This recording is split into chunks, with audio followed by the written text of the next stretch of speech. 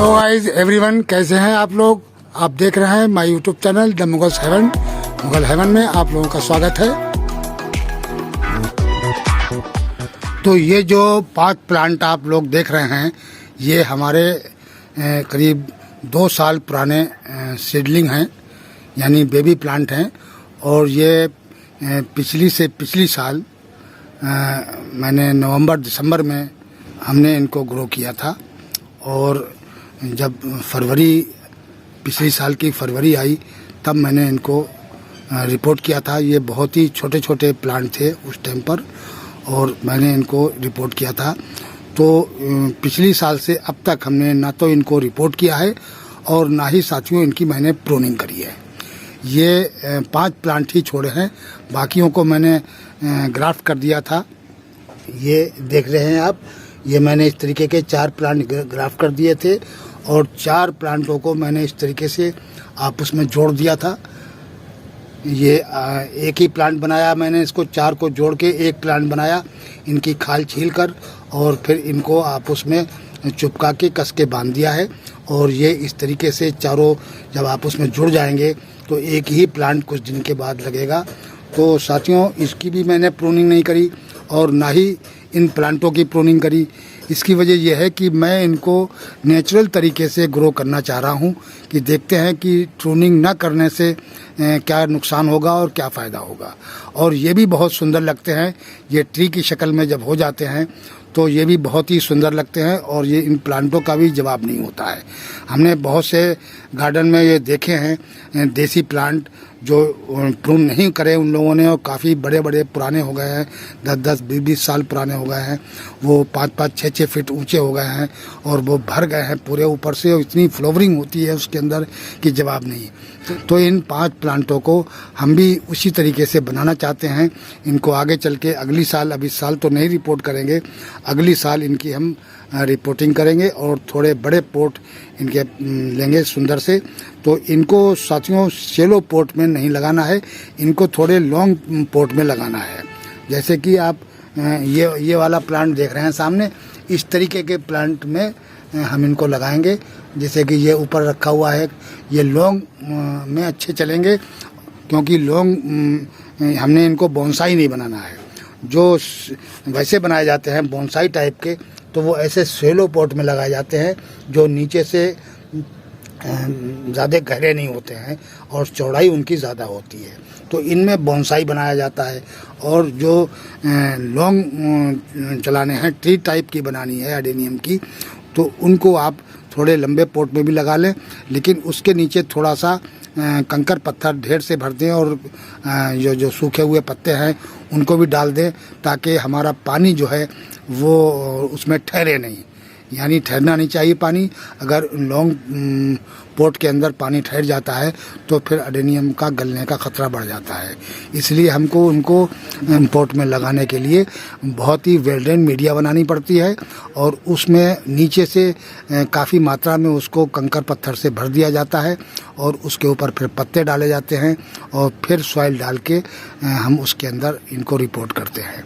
तो long pot के reporting में और सेलो पोट की रिपोर्टिंग में भी थोड़ा सा अंतर है, क्योंकि इसमें तो पानी बहुत कम आता है सेलो पोट में, और लॉन्ग पोट के अंदर पानी अधिक आता है। इसलिए उसकी मीडिया बहुत ही वेल ड्रेन बनाई जाती है, ताकि हमारे प्लांट को नुकसान न पहुँचे। तो इन प्लांटों की हम प्रूनिंग नहीं करेंगे, और देखते हैं ये नेचुरल तरीके से किस तरीके से ग्रो करेंगे। वैसे इसमें मल्टीपल्स प्लस ब्रांचें देखिए निकलने लगी हैं। अब इस तरीके से ये ब्रांचें इसमें से निकल के और ये घना हो जाएगा, बुशी हो जाएगा इस तरीके से। और ये देखिए इसके जो जड़ है, जड़ से भी ब्रांचें निकलने शुरू हो गई हैं। तो ये नीचे से ऊपर तक इसमें ब्रांचें ऐसी चली जाएंगी, और ऊपर जाकर ये मल्टीप्लाई भी हो जाएंगी। तो ये भी काफ़ी बुशी हो जाता है, और ये भी बहुत सुंदर लगता है। तो इस तरीके से हम इसको ट्री बना के और फिर देखते हैं कि ये कितने अच्छे लगते हैं प्लांट हमारे। और ये देसी प्लांट में ज़्यादातर ये काम किया जाता है। देसी प्लांट ही नेचुरल तरीके से ग्रो करते हैं। बहुत से लोग देखे हैं मैंने, और मैंने काफ़ी लोगों के यहाँ देखा भी है इन प्लांटों को। तो इस वजह से हमने भी कोशिश करी है कि इन 4-5 प्लांटों प्लांटों को हम नेचुरल तरीके से ग्रो करेंगे। अब ये शुरुआत इनकी हो गई है, नीचे से ये ब्रांचें निकलने लगी हैं और ये इस तरीके से ऊपर तक निकल जाएंगी और ऊपर जाके ये मल्टीप्लाई हो जाएंगी। तो साथियों, आज हम इनमें इनकी ग्रोथ के लिए एक फर्टिलाइज़र देने जा रहे हैं कि जो बेबी एडेनियम में बहुत ही ज़्यादा सुटेबल होते हैं। ये बेबी एडेनियम तो अब नहीं रहे हैं, लगभग ये 2 साल पुराने हो गए हैं और इनके कॉडेस भी अच्छे मोटे मोटे हो गए हैं। ये देखिए, तो ये अब अगली साल हम इनको रिपोर्ट करेंगे, इस साल तो नहीं करेंगे। तो इसमें हम जो फर्टिलाइज़र दे रहे हैं वो हमने इसको पहले भी दिया था, उसको लगभग 1 महीना हो गया है, तो 1 महीना पहले दिया था और इसकी उससे ग्रोथ भी अच्छी हो रही है, कोई ऐसी प्रॉब्लम नहीं है, बहुत ही प्यारी ग्रोथ इसकी हो रही है। और इन प्लांटों को हम आज और फर्टिलाइज़र देने जा रहे हैं। तो दोस्तों, क्या फर्टिलाइज़र देंगे? ये हम देंगे सीवीड। सीवीड इनको बहुत ही पसंद है और क्योंकि ये सीवीड और ह्यूमिक एसिड ये लगभग एक सी ही फर्टिलाइज़र होते हैं और ये समुद्री सिवार से तैयार किए जाते हैं और ये दोनों खादें लगभग एक जैसी हैं और दोनों का एक जैसा ही काम है, लेकिन ये थोड़ी स्लो होती है और जो ह्यूमिक एसिड होती है वो थोड़ी फास्ट होती है। तो ये इतना फ़र्क है इसमें, लेकिन काम दोनों का एक जैसा ही है। ये बेबी एडेनियम के लिए बहुत ही अच्छा होता है और ह्यूमिक एसिड जो है वो बड़े प्लांट में भी आप अच्छी तरीके से दें। और ये काम किस तरीके से करता है? दरअसल इसके अंदर बेशुमार किस्म के न्यूट्रिएंट्स होते हैं, जितने भी पौधे को चाहिए होते हैं वो सब इसके अंदर मौजूद होते हैं।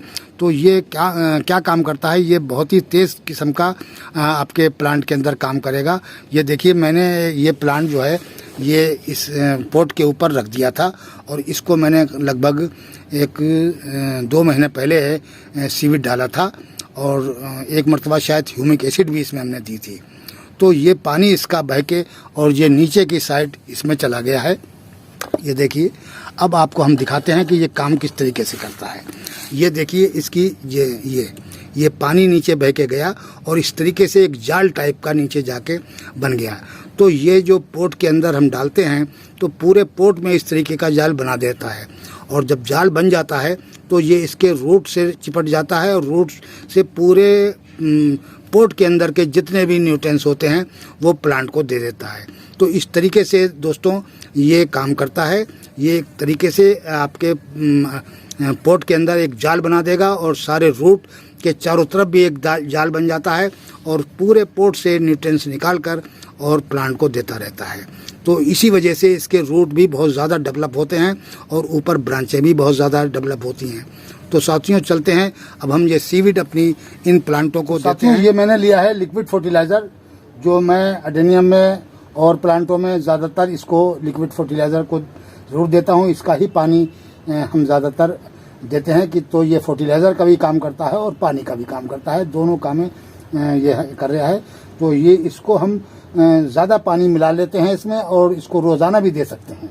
जब भी कोई प्लांट सूखे तो इसमें एक्स्ट्रा पानी मिला लीजिए आप और थोड़ा ज़्यादा पतला कर लें इसको और फिर अपने प्लांटों में दे दें। तो इसको हर बार ही दे सकते हैं, ऐसी कोई वजह नहीं होती है। ये बहुत ज़्यादा हार्ड गर्म नहीं होता है, लेकिन ये इस टाइम पे काम बहुत अच्छा करता है क्योंकि इसके अंदर जो न्यूट्रिएंट्स होते हैं वो किसी सीवीड से कम नहीं होते हैं। तो दोस्तों, अब इसके अंदर हम ये फंगिसाइड डाल लेते हैं। लिक्विड फर्टिलाइज़र आप जब भी डालें, क्योंकि मैं तो सारे जितना भी बार डालता हूँ उसमें फंगिसाइड ज़रूर मिला लेता हूँ। ये इस तरीके से फंगिसाइड मिला लें और मिलाने के बाद में फिर इसके अंदर हम फर्टिलाइज़र डालेंगे और इसको अच्छी तरीके से घोल दें।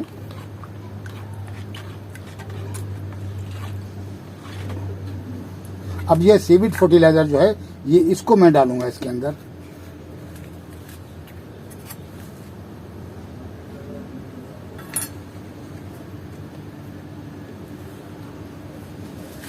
ये देखिए कितनी मात्रा में डालना है, बस बहुत ज़्यादा नहीं देना है, इसको थोड़ा ही पड़ता है। ये भाई इतना बहुत है, ये इतना बहुत है।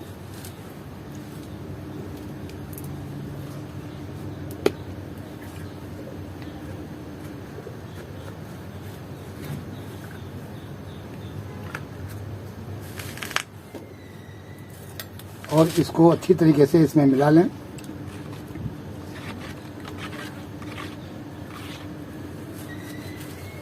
और फिर अपने एडेनियम में ये दे दें।